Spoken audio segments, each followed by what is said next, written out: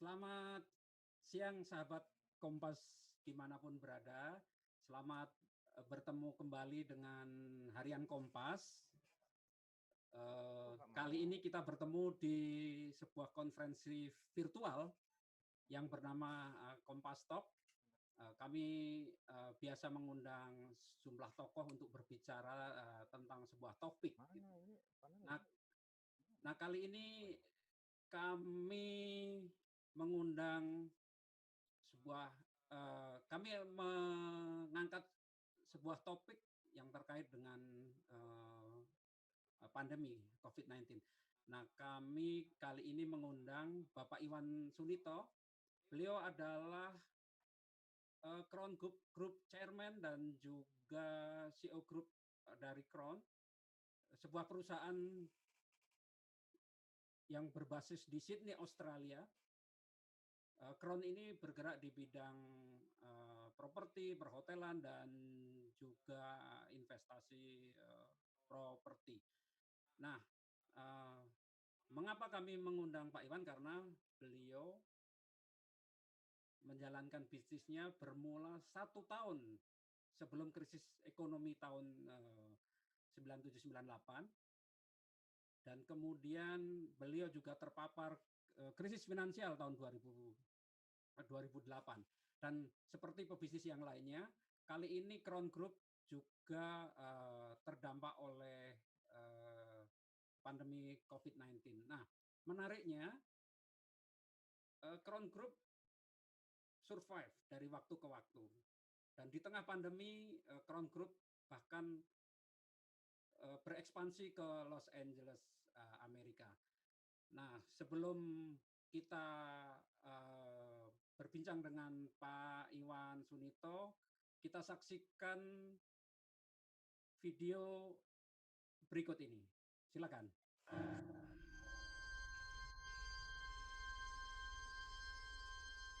Sometimes I pinch myself. I look at the beautiful buildings the Crown Group has built and I say, how did we do this?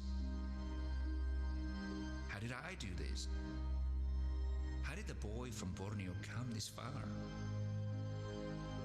Growing up in Kalimantan, we had a very basic life. We lived by candlelight at night. Our house was on top of the water.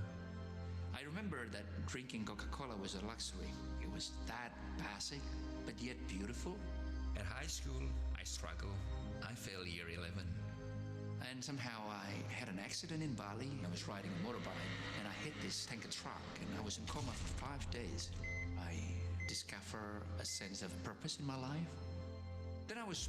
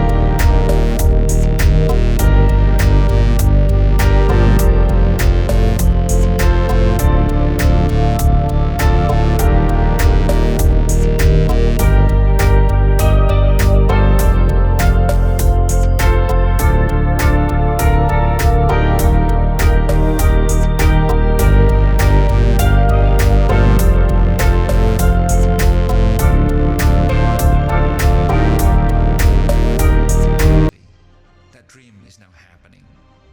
I could not be where I am today without the support of my lovely wife, my family, friends, and the people of Crown that have become part of this amazing journey.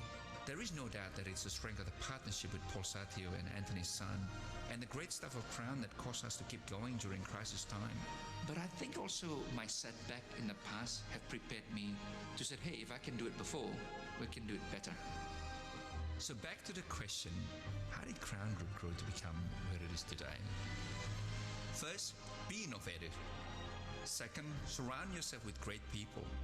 But more importantly, with people who see greatness in you. And thirdly, never give up on your passion, because the world needs beautiful buildings.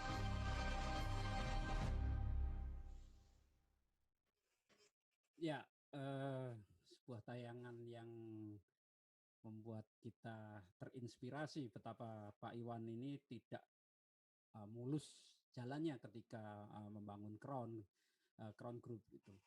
Nah, tanpa berpanjang-panjang waktu, saya ingin memanggil Pak Iwan Sunito. Pak Iwan, selamat sore Pak ya, di Sydney Pak ya. Sore. Selamat sore. Gimana kabar Pak Iwan? Baik Pak Mariotto, apa kabar? Baik, sehat-sehat ya. Sudah lama nggak, padahal belum lama ya, berapa bulan lalu ya sebelum COVID-19 ya ketemu ya. Iya, betul sekali pas Pak Iwan ke Jakarta waktu itu. Dan juga kita sempat conference call ya. That's right, benar saya Pak Mariotto. Gimana kabarnya, baik-baik di Jakarta semua? Baik, sehat-sehat ya. Dan sangat menarik dari Crown Group ini, sebulan yang lalu Crown Group mengumumkan berekspansi ke Los Angeles, Amerika Serikat. Nah, ini pasti juga cerita tentang ini pasti juga ditunggu-tunggu oleh sahabat Kompas pada saat pandemi, tapi Crown Group malah berekspansi gitu. Nah, langsung saja Pak Iwan, pasti banyak hal yang akan bisa dibagikan Pak Iwan kepada sahabat-sahabat Kompas di Indonesia. Silakan Pak Iwan. Terima kasih Pak Mariotto. Mungkin untuk saya bisa ambil waktu sedikit ya untuk teman-teman to share apa yang saya pelajari dalam 2 dekade membangun, lebih dari 2 dekade untuk membangun Crown Group.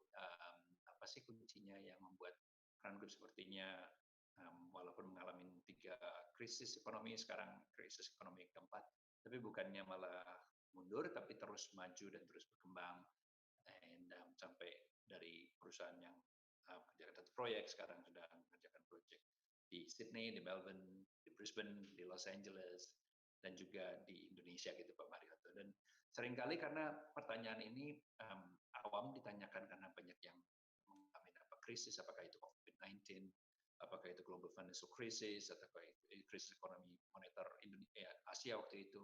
Semua pasti bertanya bagaimana sih, kayaknya nggak ada krisis di Crown Group itu. Setiap kali krisis kok malah bertumbuh gitu, malah bukannya mundur tapi maju terus, bukannya lalu pindah kerjaan, atau seringkali orang kan lagi is this the right time untuk masuk ke properti atau di industri yang sama, apa waktunya kita keluar.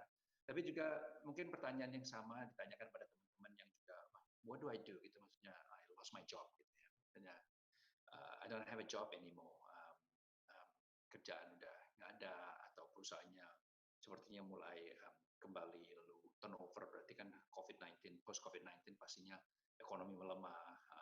Bagaimana sih kita menghadapi ini? Apakah kita what do we do gitu? Dan kadang-kadang cash flow udah mulai mepet gitu, and it's question yang cukup relevan gitu Pak Mariotto, dalam hal bahwa pertanyaan yang sama gitu di setiap perusahaan, termasuk di Crown Group pada waktu kita mengalami COVID-19 sampai hari ini. But, I want to share 3 hal gitu Pak, maksudnya yang prinsip yang saya pikir relevan kepada teman-teman, apakah Anda seorang profesional, apakah Anda seorang businessman atau property developer, ataupun seorang yang an artist gitu. Prinsip apa sih karena yang bisa membangun Crown Group sampai hari ini, dan apalagi melihat background saya dulu sekolahnya sampai nggak naik kelas gitu ya, dulu dari Pangkal Kalimantan gitu. Kalau bisa saya share slide sambil ngomong-ngomong gitu Pak Mariotto ya. Let me share slide.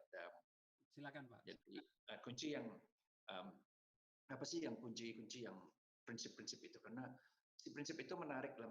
Kenapa bagi saya? Karena prinsip itulah satu yang universal gitu, bahwa kalau suatu prinsip dilakukan, aplikasinya universal, setiap orang mendapat yang sama gitu. Pengalaman hidup masing-masing berbeda, tapi prinsip untuk orang misalnya, contohnya, berjalanlah dengan orang yang bijaksana, engkau akan menjadi bijaksana. Itulah prinsip gitu, di mana orang yang walaupun nggak pintar atau kurang bijaksana kumpul-kumpul dengan orang yang pintar atau bijaksana, lama-lama dia juga akan menjadi bijaksana.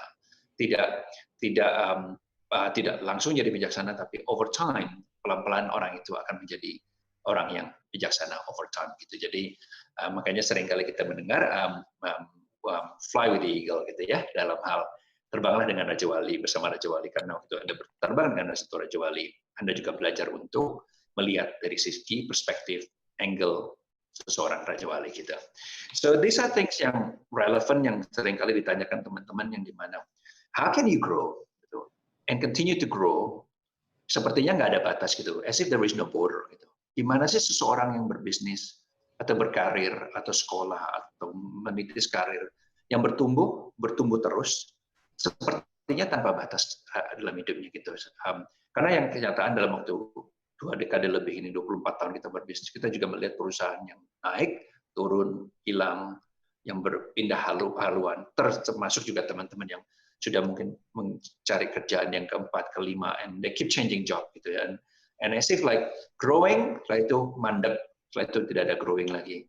But it seems to be like ada orang-orang yang tertentu yang mereka tidak moving cuma dari biasa-biasa jadi good, but from good to great gitu. Jadi terus saja berkembang, and it's just great and then greater dalam hidup mereka gitu. And it just continue, sepertinya tidak ada batas untuk teritori atau kapasitas orang itu. Dan here's a relevant question yang orang sering tanya, karena gimana sih orang, padahal pendidikan saya kan di Pangkalan Bun ya, dan SD, tiap tahun hampir nggak naik kelas, sampai 1 tahun nggak naik kelas, setelah itu pindah ke Australia, setelah itu a few years later, 20 odd years later, saya tulis buku tentang From Borneo to Bloomberg, a comeback story, 3 prinsip untuk for success, yang saya juga available di Indonesia, itu juga di Amazon.com atau di Gramedia.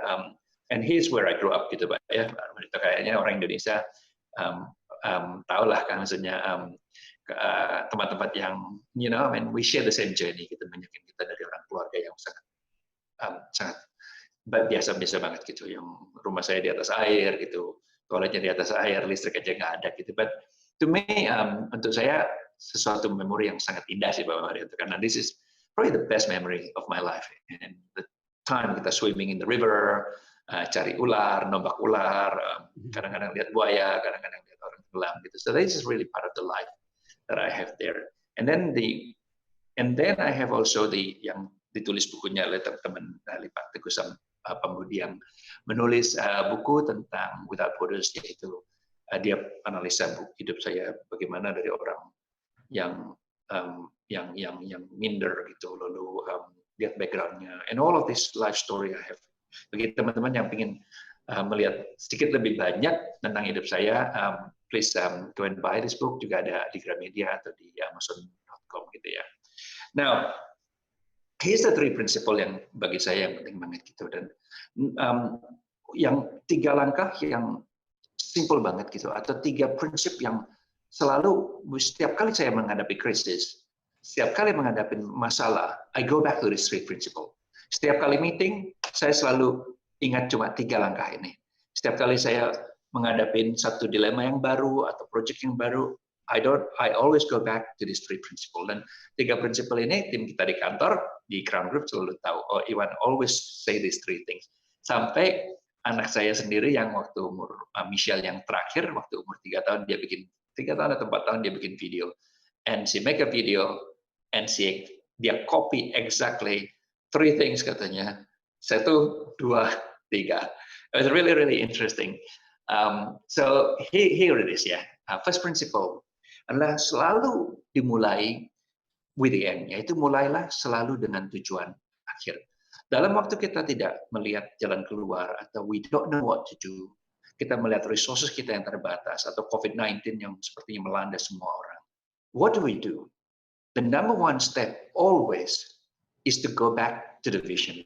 selalu melihat visi kita ke mana, tujuan kita ke mana, goal kita apa, what is the vision, come back to the vision. Nah, waktu kita menitis karir juga sama. Kadang-kadang setiap kali kita waktu membangun bisnis, belum tentu timingnya cocok. Karena waktu kita masuk ke grup tahun 1997 itu adalah krisis moneter Asia. Perfect timing, baru lulus universitas untuk master degree, baru mulai property development. Kenalah yang namanya krisis moneter Asia. Semua orang kan berkata bahwa waktunya nggak masuk ke dalam property development lagi gitu. Udah waktunya untuk Anda keluar daripada property. Timing is the wrong timing karena ini seluruh Asia pada waktu itu dilanda dengan financial crisis gitu kan. Tapi I go back to the principle, yaitu always begin with the end. Goal kita ini apa dalam hidup kita ini? Nah, apa sih visi saya? I want to be a property developer. One of the reason karena saya ingin jadi property developer karena saya love architecture. Bagi saya, kalau saya jadi property developer, saya bisa menentukan desain yang kayak apa yang sesuai dengan selera saya dan sesuai dengan apa yang kita merasa yang terbaik untuk proyek itu ya. Itu yang menjadi prinsip.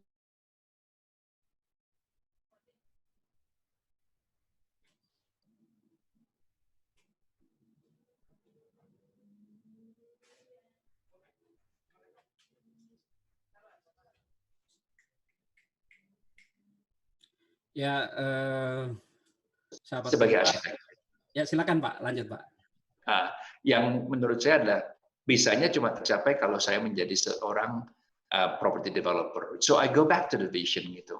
Setelah ternyata tahun 1997 waktunya di tengah-tengah krisis itu kita malah untungnya sangat luar biasa gitu. Dan of course 2000 terus berkembang setiap kali kita mengalami melanda krisis atau masalah, we always go back to the end, to the vision yang kita mau tujukan dalam hidup kita. So because I think it's like this, Pak. Sukses itu merupakan suatu perjalanan. Jadi langkah yang pertama, putuskanlah tujuan kita mau kemana gitu. So dalam waktu kita bingung dalam pilihan yang begitu banyak dalam hidup kita, contohnya ekonomi krisis atau COVID-19 crisis, selalu orang akan fokus kepada krisisnya dan lupa kepada tujuan akhirnya. Tapi hidup, life is like seorang kapten naik kapal yang navigating atau navigasi kapalnya, selalu ombak akan datang. Kalau kapten satu kapal itu bingung tentang ombak, dia akan sending the wrong message to his team. Ya Pak Marioto. Jadi the best message for fokus adalah satu kapten sebagai leader atau sebagai personal kita adalah kita look at where do we want to go in our life. Tujuan kita di mana? Gitu, ke arah mana, and we focus on that goal. Ombak, krisis, masalah selalu akan ada dalam hidup kita gitu. Dan tapi kalau kita fokus ke arah tujuan kita melihat bahwa ombak ini adalah sesuatu yang memang kita harus siap untuk hadapi, tapi bukan sesuatu yang membuat kita mundur, tapi malah membuat kita mendorong kita untuk maju lebih luar biasa lagi atau lebih besar lagi ke depan gitu. Karena when we go back to the vision, goal kita ini seperti kayak mungkin navigasi di mobil ya, yang kalau kita lagi salah jalan, navigasinya akan berkata wrong way, turn right, turn left, karena ada satu tujuan. Dalam hidup saya, I have a principle, choose or lose, pilihlah atau Anda kalah, yaitu you have to choose. Nah, dalam waktu COVID-19, pilihan saya, kita bisa mundur atau kita bisa maju lebih besar lagi kan, atau lebih luar biasa lagi. I have no choice, saya bilang kepada tim kita bahwa we have to grow larger. Kita akan berkembang lebih besar lagi.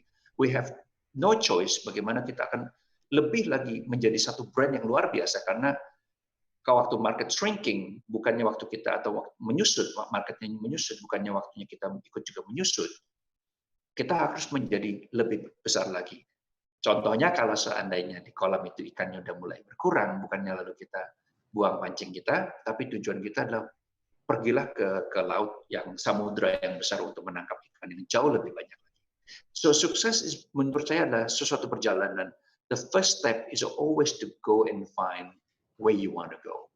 And because success doesn't come to you, but you have to go to it. Sukses itu tidak datang dengan sendirinya, Anda harus datang kepada atau meraihnya. Waktu saya belajar sketch terakhir-akhir ini Pak Marioto tentang saya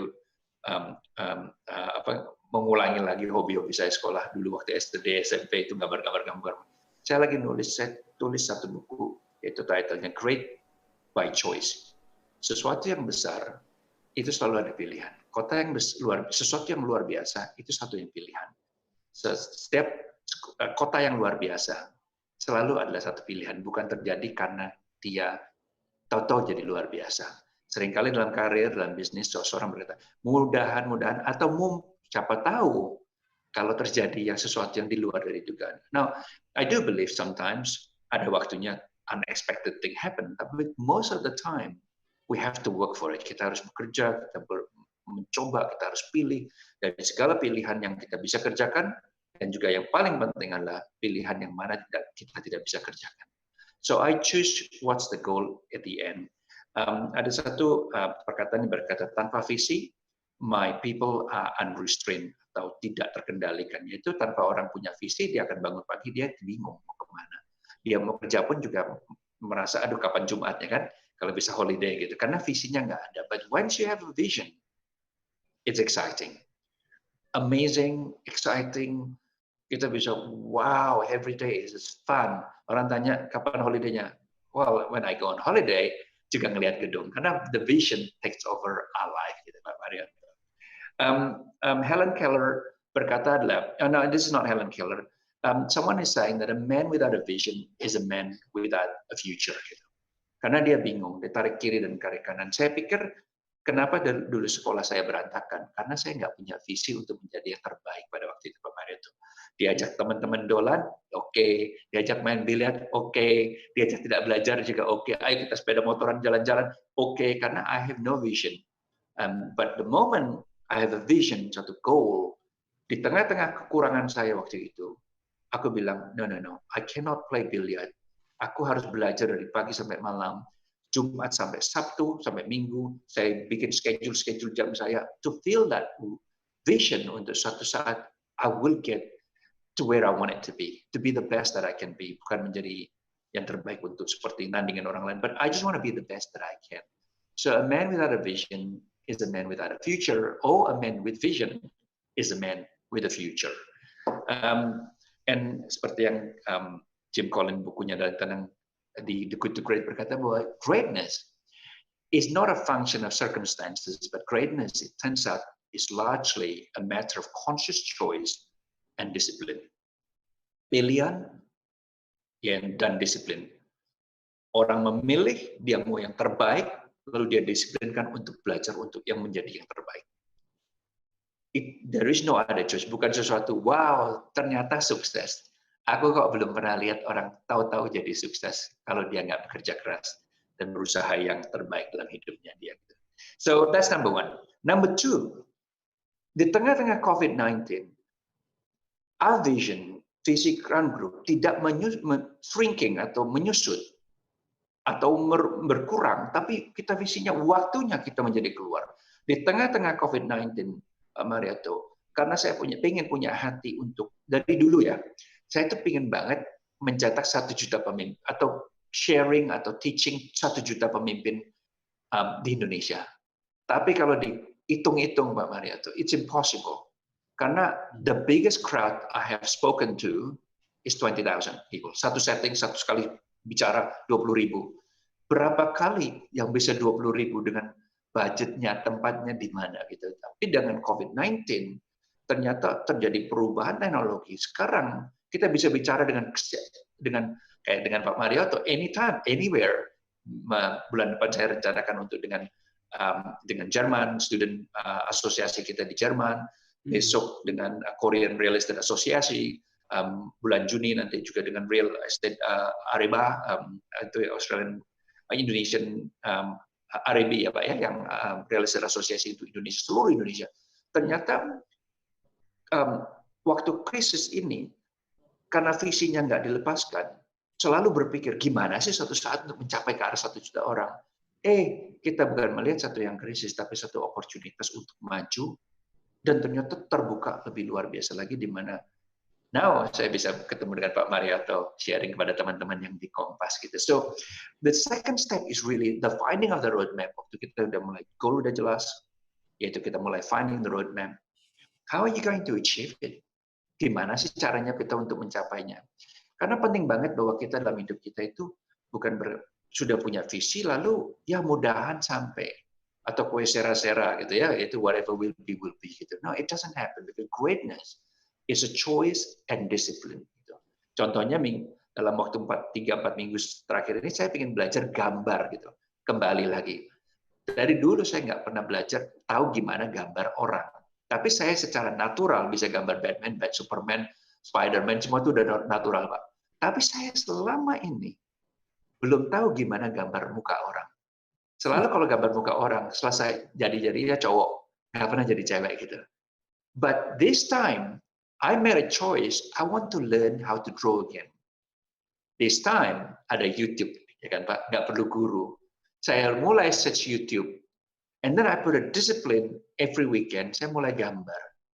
Mulai belajar yaitu muka orang itu rupanya gambar bulatan dulu, dibagi dengan separuh, bagi separuh lagi, separuhnya ini adalah nose-nya, mulutnya. Setelah itu terjadilah gitu. Sekarang saya mengerti prinsip daripada gambaran itu. And then I thought, Pak, wow, kalau belajar gambar aja sama.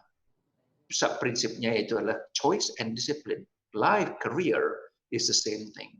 Yaitu how do we get there gitu. Waktunya kita lagi bingung seperti ini. Talk to people yang jauh lebih hebat daripada kita. Find the roadmap. How do we get there? Mapping out. Misalnya gimana untuk mencapai 1 juta orang Indonesia yang kita bisa cetak gitu. Mulailah kita berpikir, di mana ada visi, selalu ada provisi, Pak. Jadi begitu mulai visi kita kembali lagi, atau kita tajamkan the end goal, selalu ada jalan. Itu di mana ada visi selalu ada jalan gitu ya, kayak orang kalau aku pernah yang satu anak muda ini yang saya selalu ceritakan, ditanyain orang gimana waktu dia selesai dari satu perkumpulan pertemuan ke satu restoran lagi makan-makan, teman-temannya pada kumpul gitu bertanya pada dia gimana, wah aku sibuk banget, waduh setengah mati, waktuku sangat-sangat sibuk dari pagi sampai malam, sangat-sangat tidak punya waktu. Ada satu cewek cantik single di restoran itu, satu perkumpulan juga ya, mereka satu grup itu, lalu mereka teman-temannya bertanya pada ceweknya, habis gini kamu mau kemana? Ceweknya bilang, aku mau ke kota. Orang satu-satunya ini yang sangat sibuk ini, yang bilang sangat tidak punya waktu, dia bilang, oh nanti habis gini saya anterin ya. Loh, kok bisa punya waktu? Karena ada visi. Selalu ada visi, selalu ada jalan gitu. So when there is a vision, selalu ada jalan. Now, and it's important bahwa the vision, the mapping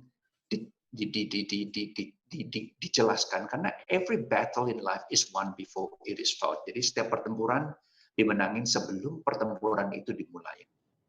Resiko adalah mengerjakan sesuatu yang kita tidak mengerti. Itu adalah kata-kata dari Warren Buffett. Risk is when you do something you don't understand. The map is not clear. Tapi bagi saya mappingnya jelas, tapi jangan menunggu sampai terlalu jelas. Kadang-kadang jalanin dulu lah. Jalanin sambil jalan kita mulai melihat satu demi satu, langkah demi langkah, sukses demi sukses. Setelah itu mulai kelihatan yang lebih besar lagi. Jadi mapping, case tadi dengan mapping yang saya sering ajarkan pada anak-anak muda, anak-anak bisnis, is really financial mapping. Jadi bukan cuma suatu kualitatif, tapi juga sesuatu yang kuantitatif. Inilah contoh-contoh bagaimana kalau seseorang itu belajar untuk investasi, dia mulai mapping income-nya tahun pertama, tahun kedua, tahun ketiga. Setelah itu dia mulai belajar untuk investasi, mungkin belajar investasi di bank, itu belajar investasi di properti, dia melihat, oh di properti lumayan, atau dia investasi di share gitu. Itulah one of the simple case of mapping gitu. Contohnya kalau ini adalah untuk event mapping, gimana sih untuk mendapatkan orang-orang yang datang, jadi kita lihat church members, Christian group, atau international, atau asosiasi, atau apapun juga kita mulai mapping. Ini harus jelas banget, karena dalam hidup itu, kalau jelas, Pak, kita tiap hari ada tujuannya, and every day there is a simple process gitu untuk mencari ke arah, untuk bergerak ke arah tujuan kita ya. So number 3, Pak, is follow through, and I'm finished with this one, Pak ya. Until you say it through, jangan berhenti hingga tercapai. Karena dalam hidup itu adalah gini, attitude and not aptitude that will determine your altitude. Attitude adalah sifat, sikap, bukan aptitude, yaitu kapasitas seseorang akan menentukan ketinggian dia, altitude-nya, jadi ketinggiannya. Jadi seringkali itu dalam hidup kita tuh bukan masalah bisa atau tidak bisa, masalahnya mau atau tidak mau. Nah, saya rindu untuk kita bisa sharing apapun yang kita sudah belajar selama 2 dekade ini ke 1 juta orang. Tapi bagi saya bukan pertanyaannya bisa atau tidak bisa, mau atau tidak mau. Kalau kita mau, kita akan mencapai ke arah sana. Nah, kalaupun nggak sampai pun, setidak-tidaknya I am better than not having a goal dalam hidup saya. Karena kalau saya tidak punya visi, tidak punya goal, saya tidak akan mempersiapkan, saya tidak akan memikirkan. Akhirnya yang pasti saya tidak akan efektif dalam ke arah visi itu. Nah, dalam Crown Group, inilah waktu kita, waktu emas kita untuk bukan shrinking but to grow larger. Kita mulai mapping out kapasitas kita, network kita di China, di Indonesia, di Singapura, di Hong Kong, di Jepang, di mana-mana. Setelah itu mulai terbuka semua jalan. Jadi waktu kita berkata waktunya kita bukan shrinking tapi kita grow larger, adalah teknologi yang itu ya seperti kayak hari ini ya Zoom conference atau webinar. Waktunya klien-klien kita tidak bisa datang ke tempat kita bukannya lalu menyusut, lalu menutup, tapi kita bilang, no, you grow larger. Visinya untuk bergerak lebih besar lagi. Kalau klien kita atau customer kita tidak bisa datang ke kantor kita bisa datang ke tempat mereka melalui webinar atau Zoom conference. Kalau kita bisanya tasting wine bersama-sama, sekarang kita bisa bersama-sama minum kopi atau tasting wine long distance. Kalau dulunya, kalau yang namanya networking itu harus bertemu, hari ini networking tidak perlu harus bertemu. Kita bisa melalui conference, melalui Zoom conference, masih bisa bertemu dengan orang lain, dialog. Itulah yang saya lihat, bukan bisa atau tidak bisa, tapi mau atau tidak mau. Crown Group journey, in closing, Pak, is the journey of begin with the end, mapping out, proses saya untuk mencapai visi yang untuk membangun proyek-proyek yang besar, mulai dari rumah orang, dapur orang, garasi orang, step dengan satu step, dari 1994 mulai kita tahun 1996 masuk the first development, proyek yang pertama, setelah itu kita mulai bangun sedikit demi sedikit, 2004 melebihi daripada yang kita ekspektasi, kita mulai $1 billion milestone. Setelah itu kita mulai identify yang namanya urban resort daripada Crown Group, style and architecture-nya Crown Group, mulai dari 2004 Crown Group berkembang sangat-sangat melebihi daripada yang kita punya ekspektasi. Lalu mulailah menangin awards after awards, and then today media berkata bahwa Crown Group is on the tipping point of becoming one of the largest property development in Australia. And this is the map daripada Crown Group dari $28 juta proyek pertama sampai sekarang kita $5 billion in the pipeline. Kalau dulu proyek pertama saya rumah itu adalah $500,000, sekarang proyek kita minimum mungkin 3 triliun per proyek gitu Pak. But it's begin with the end. There is crisis atau tidak crisis. Goes back to the vision, mapping out, follow through until you see it through. Because winners never quit and quitters never win. Itu adalah pemenang tidak pernah berhenti dan orang pecundang yaitu quitters, pecundang tidak akan pernah menang dalam hidupnya. Terima kasih Pak Marioto untuk kesempatannya untuk sharing pada teman-teman kita. Ya, terima kasih Pak Iwan, sangat menarik sekali sharing dari Pak Iwan. Yang saya ingat adalah pada saat ketika ada masalah malah jangan lari gitu ya, kalau belajar dari Crown gitu. Jadi ketika ada pandemi seperti sekarang ini, bagaimana menjemput peluang, bagaimana malah memperlebar kalau dalam konteks bisnis ya bisnis kita gitu, peluang bisnis kita diperlebar, bukannya malah kita mundur gitu Pak ya. Ya. Nah, Pak, ini kita masuk ke tanya jawab nih ya, Bapak sahabat Kompas. Ini untuk para penanya, ternyata Pak Iwan membagikan 3 buku beliau. Waduh, menarik sekali nih. Pak Iwan sudah menerbitkan 2 buku, seperti tadi disebutkan, From Borneo to Bloomberg, kemudian satunya lagi Without Borders. Nah, Bapak Ibu, kita tunggu yang ingin bertanya. Nah, sudah ada. Yang pertama saya panggil Pak Saiful. Pak Saiful. Selamat siang Pak Saiful. Atau sebentar. Pak Saiful selamat. Pak Saiful selamat siang. Oh, belum ya. Kita pindah ke Selamat siang. Oh, Pak Saiful, selamat siang Pak Saiful. Ya, selamat siang. Pak Saiful boleh memperkenalkan diri, kemudian silakan bertanya langsung ke Pak Iwan. Silakan Pak Saiful. Oh, Mas Saiful lebih tepatnya ya. Ya, terima kasih Pak Marioto. How are you? Thank you Pak Iwan sudah memberikan kesempatan. Dan senang sekali hari ini bisa menyapa Bapak. Good to hear. Senang juga bisa ketemu melalui webinar. Terima kasih. Tadi pertanyaan mungkin sudah saya cantumkan di room question ya. Jadi sederhana sih Pak Iwan, bahwa apa sih yang menjadi keyakinan terbesar dari Pak Iwan gitu kan, hingga bisa mencapai posisi yang sekarang ini gitu. Karena melihat dari biografi Pak Iwan adalah dulu waktu kecil Bapak pernah tidak naik kelas gitu kan, tapi Iwan kecil adalah sosok yang suka menggambar, suka buat kerajinan tangan, bahkan jago bahasa Inggris. Apakah itu modal terbesar yang membawa sampai saat ini gitu? Terima kasih. Terima kasih Mas Saiful. Terima kasih Mas Saiful. Silakan Pak Iwan. Kalau Mas Saiful lihat turning point of my life, yang jadi satu biggest asset untuk saya adalah waktu saya tabrakan di Bali 1992 gitu. Itu waktunya saya setelah nggak naik kelas, saya ke Bali. Setelah itu saya tabrakan pakai sepeda motor dengan teman, mau nyelip satu bemo, nabrak truk tangki di depan, sepeda motornya hancur separuh gitu. Paradigma saya berubah. And this paradigm atau paradigma shifting dari paradigma ini yang merubah hidup saya in a big way till today. Sebelum itu, Iwan Sunito yang kecil itu, Mas Saiful bilang, itu adalah seseorang yang penuh dengan keraguan-raguan, ketidakpercayaan, selalu selalu merasa bahwa orang lain lebih hebat daripada dia. Now, Iwan Sunito yang setelah itu juga sama, juga penuh dengan keraguan-raguan. Kadang-kadang tidak percaya diri, kadang-kadang merasa mungkin orang lain jauh lebih hebat daripada kita.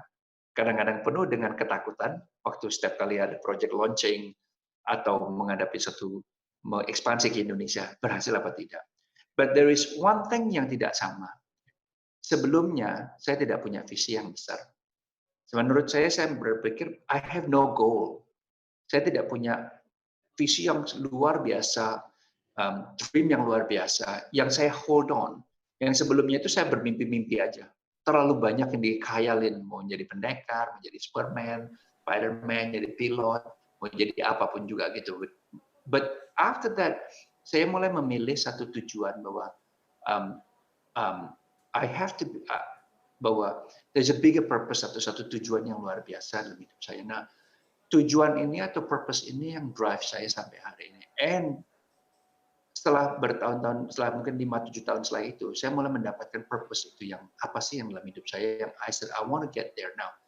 Bisnis yang besar adalah bukan tujuan dalam hidup saya, tapi adalah alat untuk mencapai tujuan itu. Jadi salah satu tujuan hidup saya adalah saya ingin banget membangun untuk listing the company.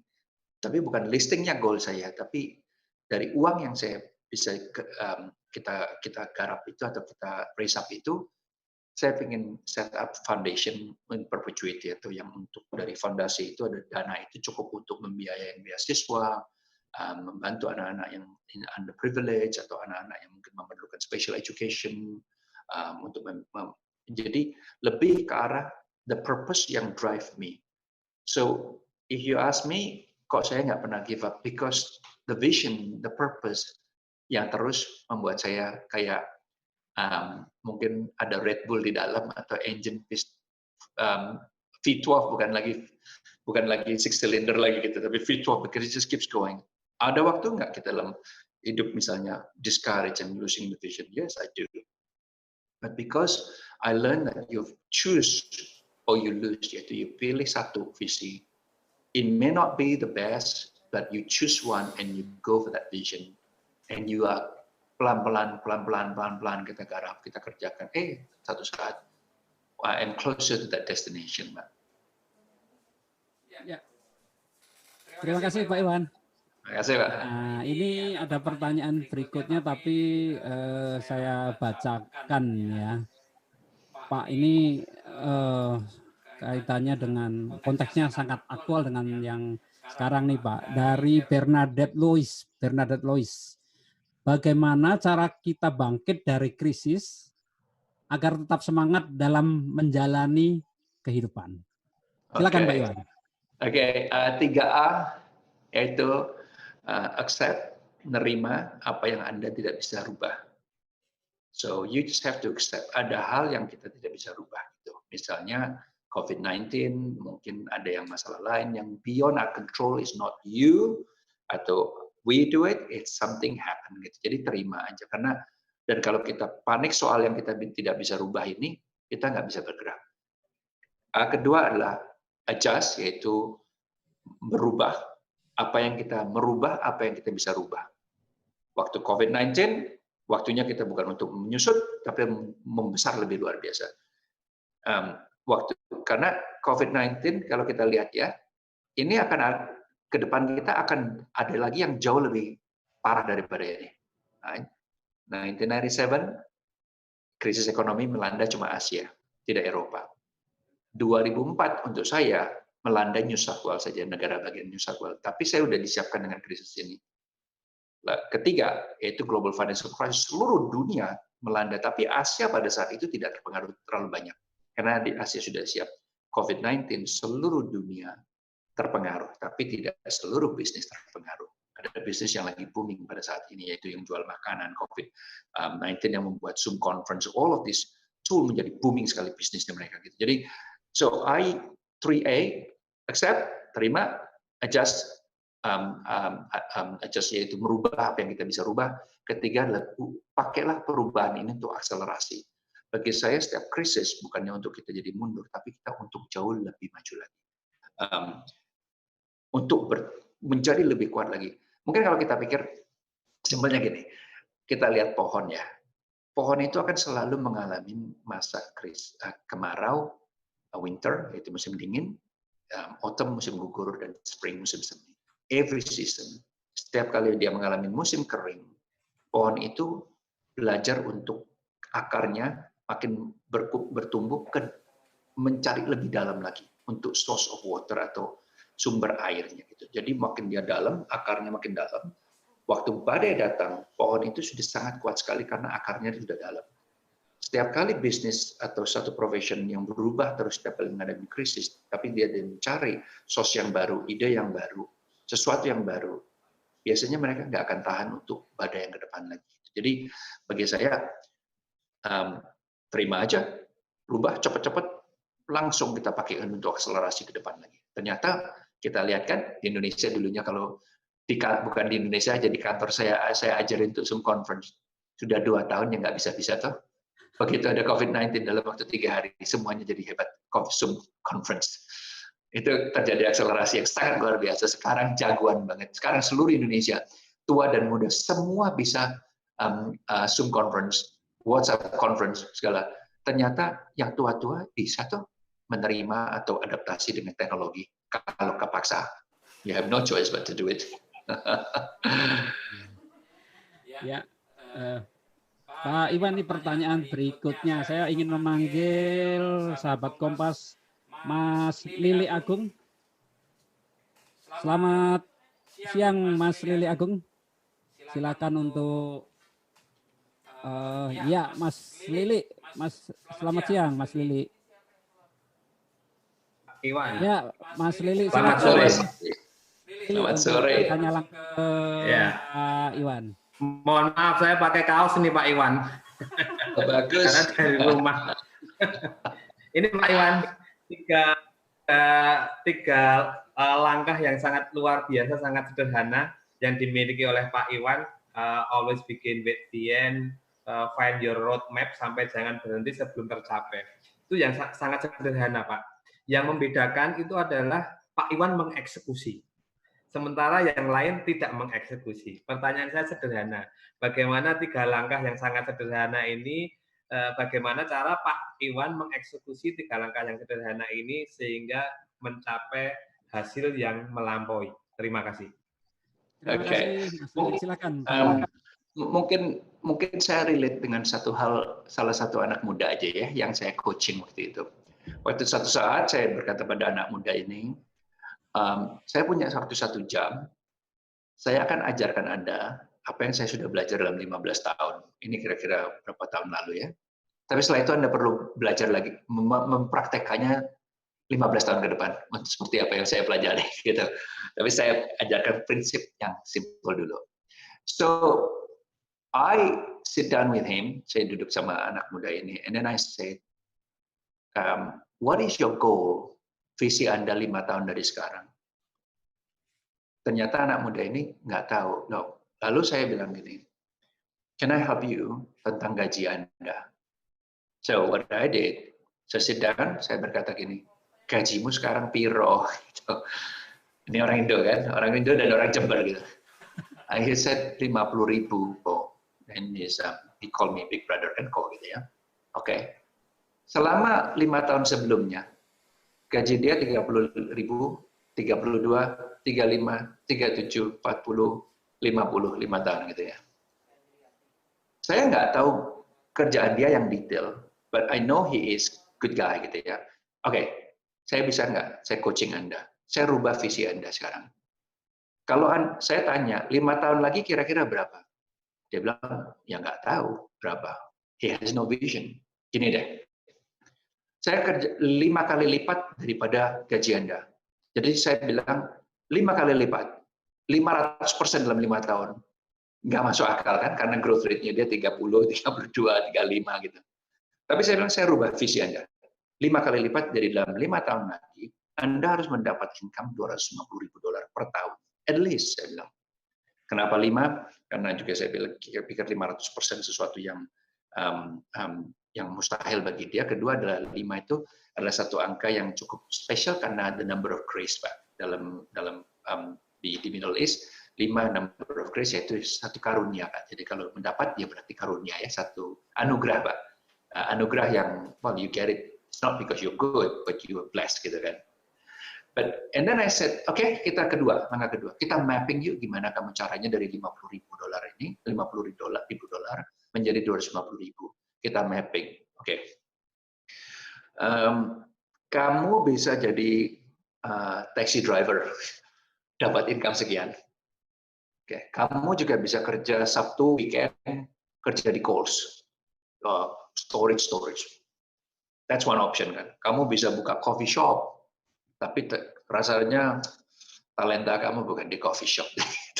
Kamu pintar minum tapi nggak bisa bikin coffee, and you're not passionate. Karena bagi saya, anything for long term is something yang Anda harus betul-betul passionate, yang betul-betul Anda suka banget. Because it's very hard kalau Anda mengerjakan sesuatu yang Anda tidak sukai. Gitu.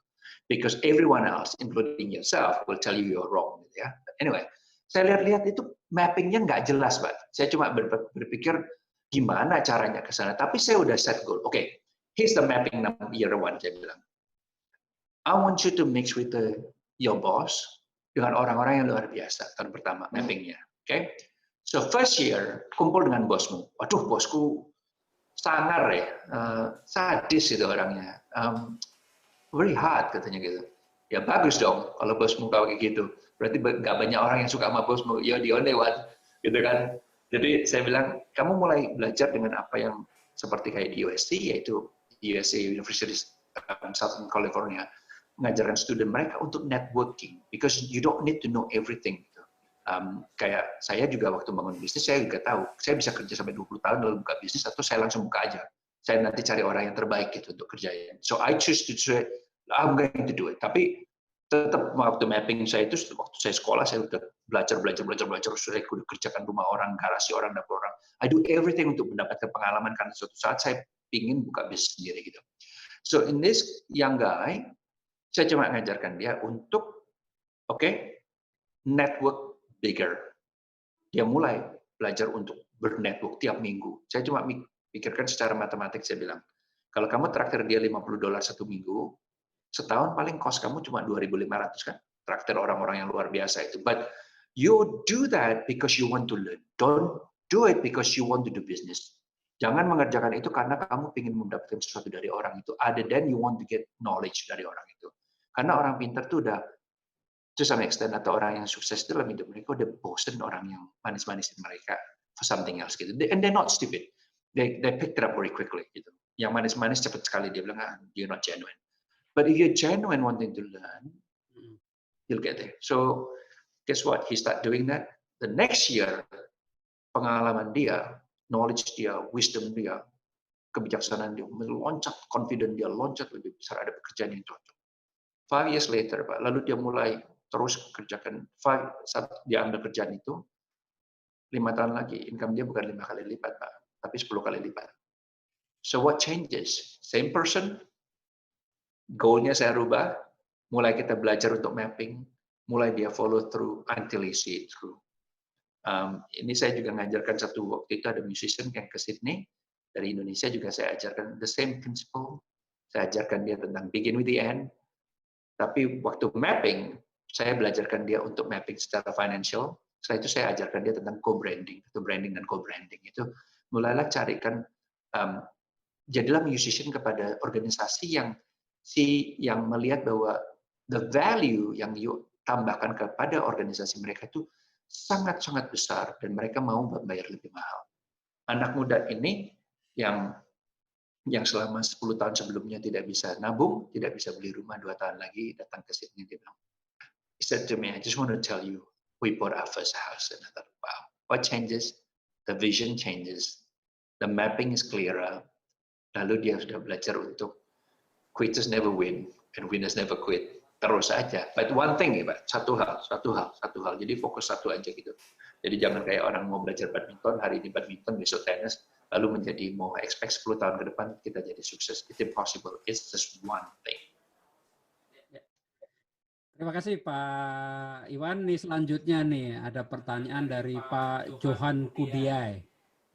Saya bacakan saja.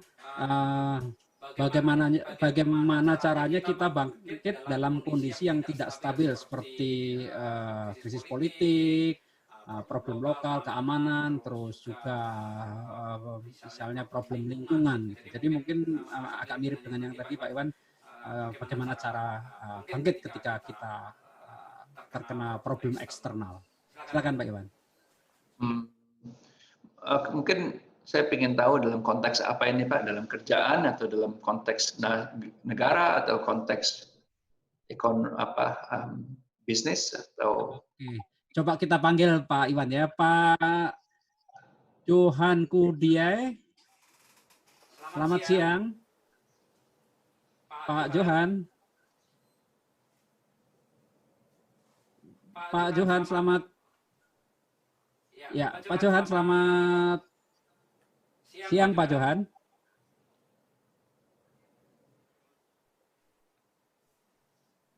Oh, sebentar. Selamat siang Pak Johan. Iya, selamat siang Pak. Ya, di mana Pak? Di mana nih? Di Papua, di Papua. Oh. Di Papua salah satu kabupaten di Papua. Wow. Oke. Saya belum pernah ke sana Pak Johan. Oh iya, siapa? Papua sangat terbuka untuk semua, apalagi warga negara yang baik. Silakan Pak Johan untuk Ya, Pak.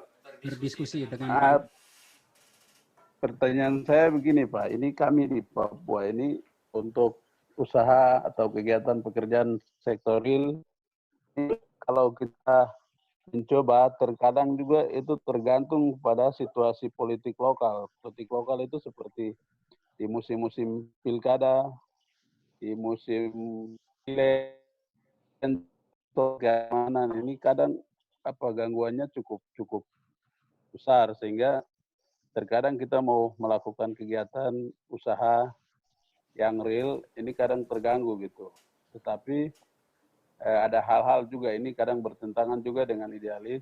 Kadang kita agak susah untuk berkomunikasi dengan pihak terkait dalam hal saling memberikan jaminan begitu, jaminan keamanan atau apa. Tapi terkadang itu menurut kami bukan sesuatu yang wajar dalam bernegara begitu. Ini kadang membuat kita tidak bersemangat, terutama untuk putra daerah di Papua, Pak. Apalagi ini soal kegiatan-kegiatan politik ini kadang biaya politiknya cukup mahal, sehingga pemberdayaan untuk putra daerah ini kadang membuat kita tidak bisa diberdayakan. Akhirnya untuk berjuang sendiri juga ada dampaknya dari hal-hal lain gitu, Pak. Pak Johan, silakan Pak Johan, kembali dengan 3 prinsipal A, yaitu accept what you cannot change. Secara politik di mana-mana juga ada, Pak ya, di Australia, di mana-mana. So you just have to accept it. Itulah part of life. Tapi mulai adjust, yaitu dalam hal COVID-19 ini, maksud saya adjust adalah gunakan krisis ini untuk menjadi lebih luar biasa lagi di bidang yang Bapak memang fokus gitu. Jadi kenapa? Karena pada saat krisis biasanya orang-orang yang lagi hobi-hobian aja atau yang spekulator itu keluar daripada karir mereka di tempat yang mereka tidak passionate, yang memang tidak mereka cintain. Jadi bagi orang yang tetap berakar, tetap dia mulai berfokus sana, biasanya dia akan menjadi lebih luar biasa lagi gitu. Dan ini terjadi di mana-mana. Di company juga, misalnya ada aja friction kiri dan kanan politik di company. Tapi biasanya orang yang naik ke atas itu biasanya orang yang bertahan. Terus saja dia berkembang, dia terus belajar. Akhirnya dia moving up to the structure. Karena yang salah satu kata-kata orang kan berkata, how do you beat your competition? Bagaimana Anda untuk mengalahkan kompetisi Anda? You outlast. Nah, itu Anda lebih bertahan lebih lama daripada kompetisi Anda gitu. So you stay there gitu. Crown Group sama. We stay to what we're good at. Di mana orang mulai tumbang, kita tetap jadi di sini. Dan kita tahu, Pak, nggak selalu bisnis itu selalu profitable yang luar biasa. Ada waktunya kemarau, yaitu berarti kita betul-betul harus tighten the belt, yaitu cash flow kita harus kita kurangin, cost kita harus kurangin. Itu udah normal, nggak selalu yang namanya musim panen. No, it doesn't. Ada juga nanti waktunya dalam hidup kita, musimnya kita menanam. Kita tidak bisa melihat hasilnya the next 2-3 years. Baru kita lihat, ya itulah yang namanya musim. Sama dengan COVID-19 atau sekarang. Dimanapun Anda berada, Pak Johan, yaitu waktunya menanam, and then the third one is gunakan krisis ini untuk akselerasi, yaitu untuk bertumbuh, belajar, apalagi dengan sekarang dengan kapasitas kita bisa Google, lagi slow down ini ya belajar lebih banyak lagi, skill set yang kita perlukan, and to grow without borders, jadi terus berkembang. Now, come back to the principle lagi, Pak, pick up the goal, tahun ini mau tujuannya apa? 6 bulan ke depan lah, atau 1 bulan ini aja lah, goalnya apa. Lalu mulai mapping out how to get there. Jangan distracted dengan atau terpengaruh dengan kiri dan kanan yang kita nggak bisa rubah. Itu akan selalu terjadi. And then you just map it out, gimana untuk mencapai ke arah sana. Setelah itu Anda kerjakan cukup untuk minggu ini, bulan ini aja cukup. Ya, terima kasih Pak Iwan. Pak Iwan, apakah Pak Iwan berkenan untuk 1-2 pertanyaan lagi? Kebetulan ini ternyata total penanya itu 20, Pak Iwan. Masih ada waktu? 2 ya, Pak ya? Oke, ya, Pak. Yang pertama saya ingin panggil, ini harus kita hargai dulu karena yang muncul pertama Pak Iwan nih. Pak Slamet Fauzi. Pak Slamet Fauzi.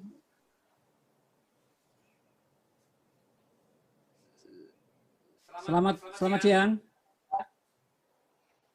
Selamat siang Pak Slamet.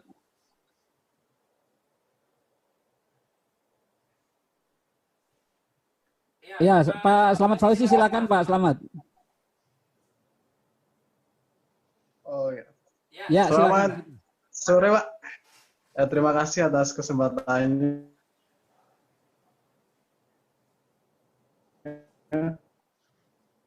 Halo?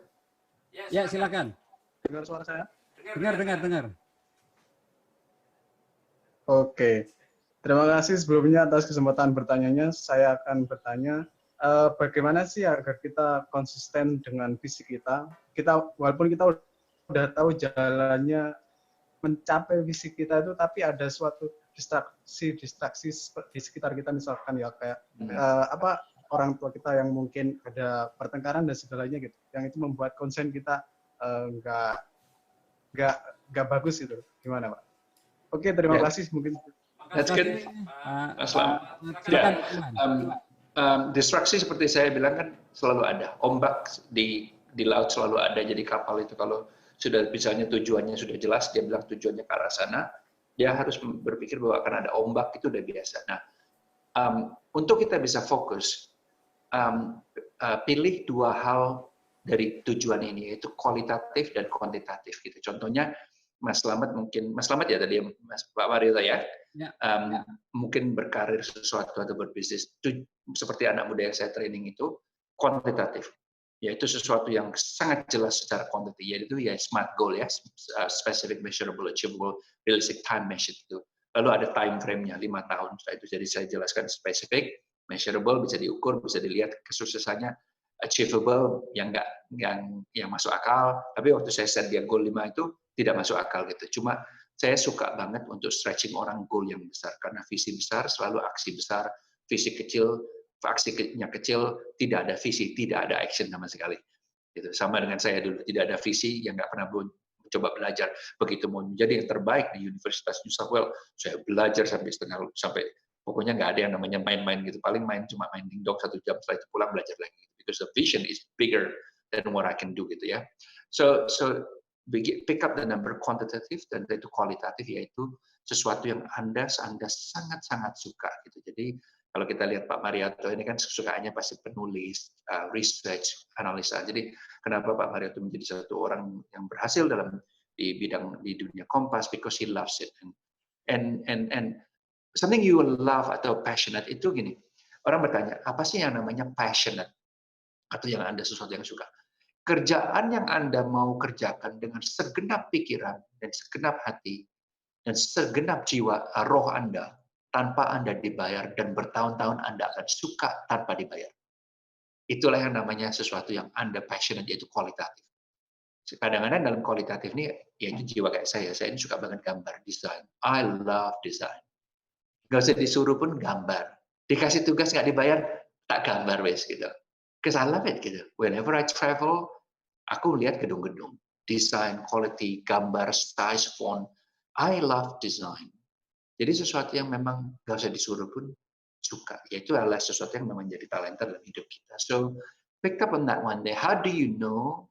Gimana taunya passionate Anda? Mungkin dari buku yang Anda baca, dari kesukaan Anda. Kayak saya dari dulu kan gambar gitu, paling suka banget gitu.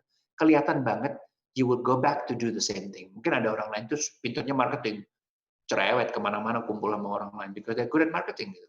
Ada orang yang memang mungkin sukanya mobil gitu, ya jangan jadi arsitek gitu, karena kalau suka mobil, mendingan bisnis di mobil aja atau jadi inventor mobil gitu, karena dia mengerti tentang mobil, tentang segalanya. Ini kan karena ini tanpa sesuatu yang luar biasa atau sesuatu yang kita suka banget itu kan kita nggak bisa, kita nggak akan bertahan lebih dari berapa bulan gitu, karena jenuh. But if you love it, every day is exciting.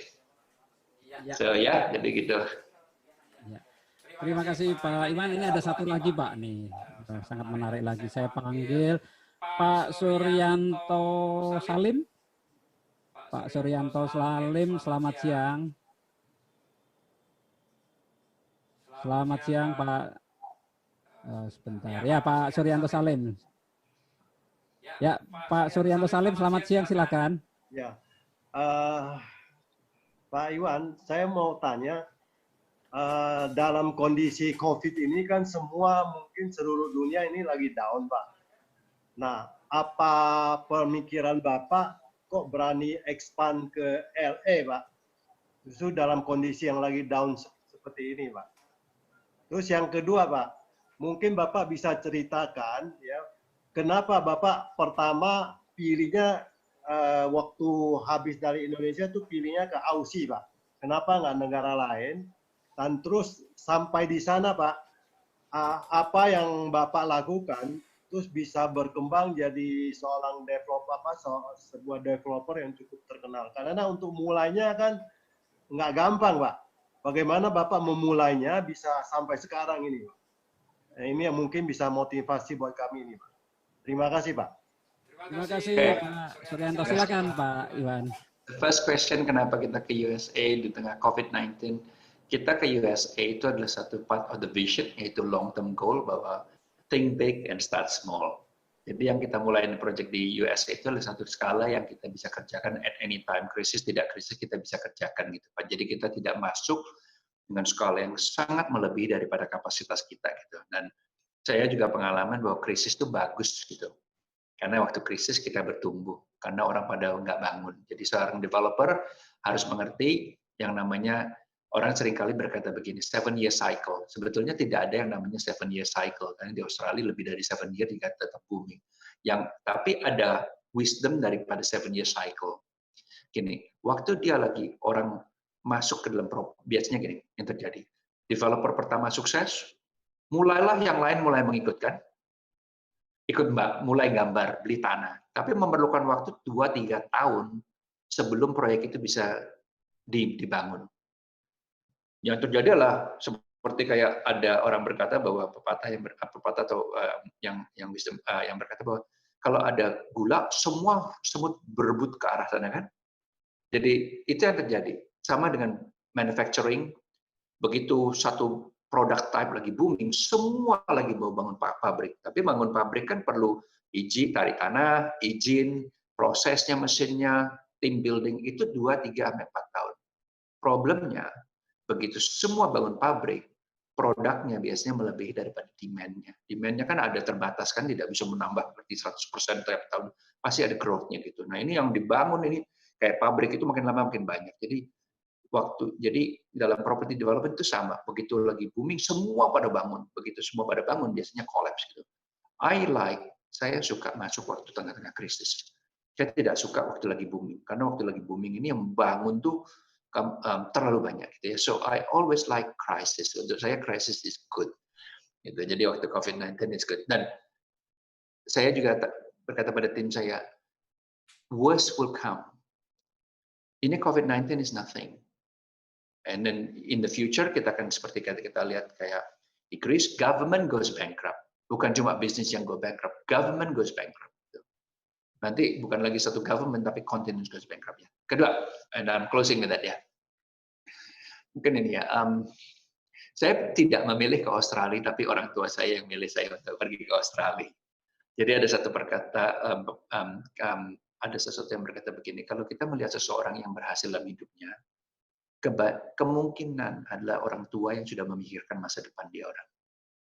Saya belajar bahasa Inggris bukan karena saya yang mau belajar bahasa Inggris, tapi orang tua yang sudah siapkan sebelum kirim ke Australia untuk belajar bahasa Inggris. Gitu, lalu diles, bukan cuma belajar dari sekolah, tapi dileskan juga. Nah, ini juga salah satu ya Pak ya, Pak Mario, yang penting banget. Kalau nggak bisa, ambil tutorial coaching. Jangan yang superstitious. Nanti kayak dulu aku tuh, mudahan ada pil yang bikin encerin otak aku. Tidak perlu pilnya, yang diperlukan adalah keringet untuk belajar gitu. Yaitu cari coaching, cari tutor, cari mentor, cari sampai mereka bisa training kita gitu. Untuk training, ternyata setelah saya ambil tutorial juga bisa. Ternyata waktu saya setelah nggak naik kelas, saya ambil tutorial chemistry, ternyata nilai saya juga bagus. Matematika jadi saya bagus lagi gitu. Jadi bukan karena tidak bisa, karena I don't know how to, because no one tells me to ya. So of course my dad send me to Australia, belajar, saya udah visi berubah, habis tabrakan, saya mulai merintis. 5 tahun pertama susah, tapi I am glad, saya bersyukur bahwa orang tua yang mengajarkan bahwa untuk to endure, yaitu bertahan gitu. Jadi karena semua dalam hidup itu tidak bisa dibangun overnight gitu. Something yang big itu nggak overnight. Karena dia berkata, dia dulu di Pangkalan Bun 5 tahun aja jalan kaki katanya, kamu udah bagus 5 tahun sudah bisa bayar sendiri katanya. So I'm glad that I have somebody who teach me to persevere atau keringetan dulu, keringet kristal ya Pak ya, jadi keringatan, belajar kerja. Lalu banyak distraction, tapi orang tua selalu mengajarkan, no, you do what you're good at gitu. Jangan kerjakan kiri dan kanan yang kamu nggak bisa. Yang di tangan kerjakan yang terbaik. Karena kalau kamu lengah, yang di tangan hilang, yang kamu nggak bisa kamu kerjakan, kamu rugi. Benar loh Pak Haryoto. Setiap kali saya masuk ke bisnis yang saya tidak tahu dan tidak mengerti, semuanya hilang. Jadi seperti Warren Buffett berkata, bukan Warren Buffett berkata, dia tidak akan mengerjakan investasi ke bisnis yang dia tidak mengerti. Because risk is when you do something you don't understand. So, but the vision untuk set up fund in perpetuity, satu fund dana abadi ini yang drives me and grow it. Dan saya pikir saya mau ke Indonesia ya visi lagi, balik pulang kampung untuk contribute back to rumah kampung ya Pak ya, karena kita dari Indonesia and sometimes bukan kita mau, tapi orang lain yang narik kita. Ya contohnya kayak Pak Dino Patijalal ya, terus aja ngajak, ayo Diaspora Congress, ayo datang. It wasn't me, but setelah pulang, lumayan, ayo kita kerjakan. Gitu. Makanya kita ada kerjakan project kita di Sentul, sebentar lagi kita akan launching, kita lagi menyiapkan gambaran, and because the vision yang compels us to go back to Indonesia. Terima kasih Pak Haryoto, teman-teman semua. Terima kasih Pak Iwan. Dua hal yang saya tangkap, pertama kerjakan yang kamu bisa, yang kedua jangan lari dari krisis, tapi malah memeluk krisis kali ya Pak ya. Yes. Ya, Pak Iwan terima kasih atas sharing kali ini. Bapak Ibu sahabat Kompas, kita sudah melewati waktu yang dijadwalkan. Kami berharap, Harian Kompas berharap sharing dari Pak Iwan bisa bermanfaat bagi sahabat-sahabat Kompas. Tapi sebelum saya tutup sedikit Pak Iwan, closing statement Pak. Silakan Pak. Okay.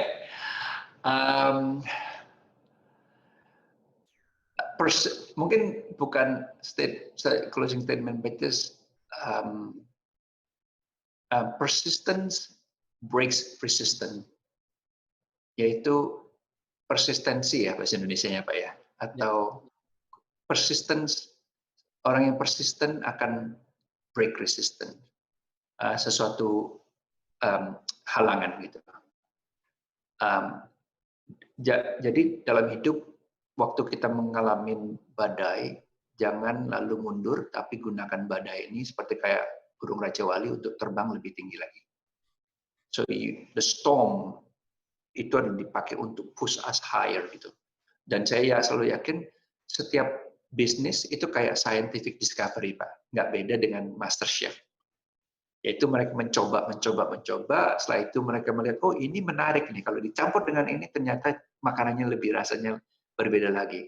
Dicoba lagi, dia terus tekunin lagi, ternyata dia mulai memikirkan makanan yang tipe yang lain lagi gitu. Business is the same thing. Biasanya kalau saya mengalami sesuatu atau sorenya atau malamnya saya nggak bisa solve it atau tidak bisa selesaikan, saya tidurin aja dulu. Besok nanti dipikirin lagi. Besok nggak dapat lagi, minggu depan ditanyakan lagi. Nah, I think it was Albert Einstein atau Isaac Newton yang berkata bahwa it's not that saya smarter than other people, but I keeps on asking until I have the answer. Jadi di Crown Group, mereka teman-teman kita, tim kita tahu sama si Iwan, itu adalah no doesn't mean no, it's just not yet. Kalau bukan, no tidak itu bukan berarti tidak, tapi belum. One day we will get the answer. It's not a question of if, apakah mungkin kita, if we are going to achieve it, kita mungkin nggak capai, tapi it's a question of time, when, kapan kita akan capai. Terima kasih loh Pak Marioto. Terima kasih Pak Iwan. Soon banget lagi sama teman-teman semua. I really enjoy it. Kita kapan-kapan kerjakan lagi Pak Marioto. Saya juga ini Pak mewakili sahabat Kompas, ini banyak ucapan terima kasih di sini Pak. Thank you. Intinya sharing dari Pak Iwan ini sangat menguatkan sahabat Kompas yang bergabung dalam konferensi virtual ini. Pak Iwan dan sahabat Kompas semuanya, demikian acara Kompas Talk kali ini. kita berjumpa di kesempatan yang lain. Selamat sore, baik di Sydney maupun di Indonesia. Terima kasih. Terima kasih Pak Marioto. Terima kasih Pak Iwan.